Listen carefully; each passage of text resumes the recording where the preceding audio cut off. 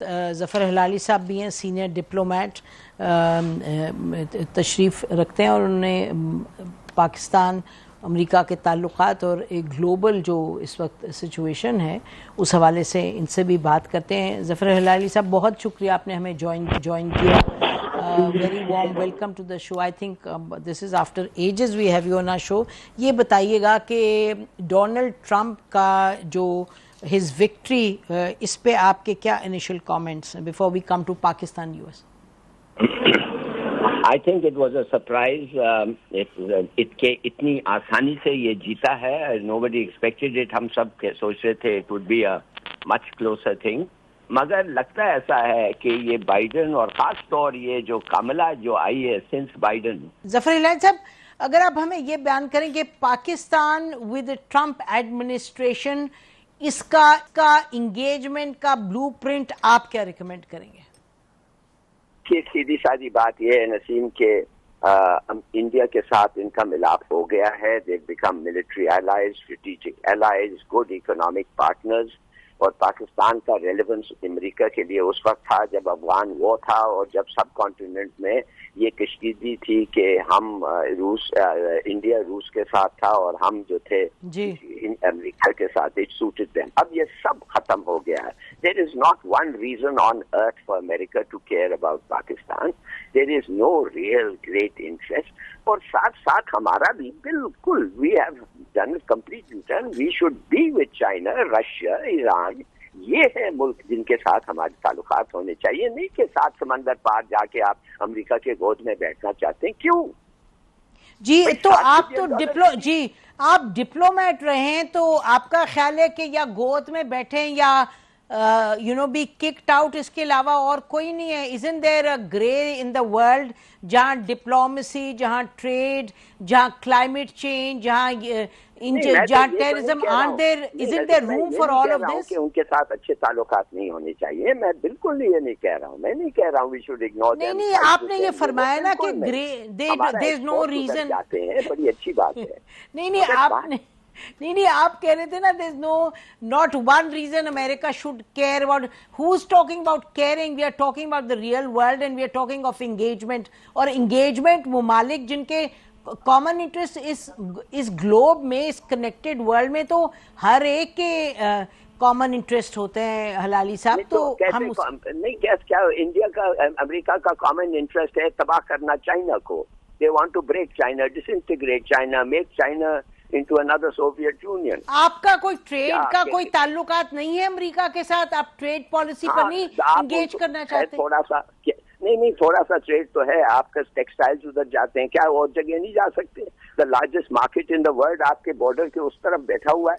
मैं क्लियर नहीं हूँ. I am not clear. आप फरमा रहे हैं कि सब ताल्लुकात खत्म कर दे. I am not clear on what you are saying. नहीं, I am not saying finish it. देखिए, मैं प्लीज अंडरस्टैंड. मैं कहता हूँ दोस्ती रखें. दोस्ती माने गुड रिलेशंस रखें, where they are mutually profitable, उधर चले. बिल्कुल. Distinguish between China and America. Naturally I didn't even bring in China because that वो तो पैरेलल आप ड्रॉ ही नहीं कर सकते. आपका आर्किटेक्चर चाइना के साथ रिलेशनशिप का जमीन आसमान का फर्क है. चाइना की तो मैं बात ही नहीं कर रही. मैं आपसे कह रही हूँ कि it's not a zero sum कि अगर हमारी चाइना से दोस्ती है तो अमेरिका के साथ एंगेजमेंट नहीं. तो मैं आपसे ये कह रही थी कि ट्रंप के साथ इंगेज करने का कोई आपका ख्याल है कि कोई जरूरत नहीं ब्लूप्रिंट की, या आपका ख्याल है कि इसी का इंतजार करें कि Trump ji it is the second biggest, second strongest power in the world. उनके साथ बिल्कुल it's a very rich country, the second richest country in the world, उसके साथ है.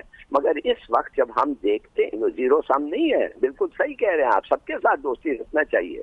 But Pakistanis and the government tends to view it in terms of उनके गोद में बैठना या इनके गोद में. नहीं हिलाली साहब, आप और मैं तो गोदों की बात नहीं करें. मैं तो आपसे पूछ रही थी एज अ सीजन डिप्लोमेट. मैंने तो आपसे कहा ब्लूप्रिंट बयान करें. हमने तो गोद में बैठने की बात नहीं की, ना हमने कहा कि किसी की. मैं तो आपसे जी चलिए ठीक है. आप चाहती हैं कि मैं आपको बताऊं we should have good sensible relations with the United States. हम लोगों को खामखा, we shouldn't stand in line to offer them our territory Naturally. to make bases and bomb other countries. We shouldn't allow them to use Pakistan's territory to carry out what is peculiarly in their interest और हमारे interest में नहीं है। Naturally मैं कहता हूं, naturally बिल्कुल सही। बहुत बहुत अच्छा शुक्रिया हिलाल साहब, thank you so much for joining us. नाज़रीन, इसी पर हम ख़त्म करते हैं प्रोग्राम और फिर ये इंशाल्लाह ट्रांसमिशन जारी रहेगी। लेकिन पाकिस्तान के लिए हमेशा जब एक नई एडमिनिस्ट्रेशन आती है, हम अमेरिका की बात करें और भी जहां एडमिनिस्ट्रेशन आती हैं, automatically countries around the world उनके लिए एक अपॉर्चुनिटी होती है कि आप देखें कि आप किस तरीके से इंगेज करेंगे। और हम तो यही एक्सपेक्ट करते हैं, वी होप कि पाकिस्तान की जो गवर्नमेंट है वो एक प्रोएक्टिवली अपना एक ब्लूप्रिंट खुद बनाएगी कि पाकिस्तान के लिए क्या क्या फैक्टर्स हैं जो अहम हैं, और इसका इंतज़ार नहीं करेंगे कि डोनाल्ड ट्रंप की तरफ से कौन सी स्टेटमेंट आएगी, क्या होगा। और पाकिस्तान अमेरिका ताल्लुकात में हर चीज़ अहम है। Everything is not about Imran Khan and it's also not about no Imran Khan. ये वो उस फैक्टर को ज़रा एक साइड पर रखते हुए पाकिस्तान अमेरिका के ताल्लुकात कैसे होंगे।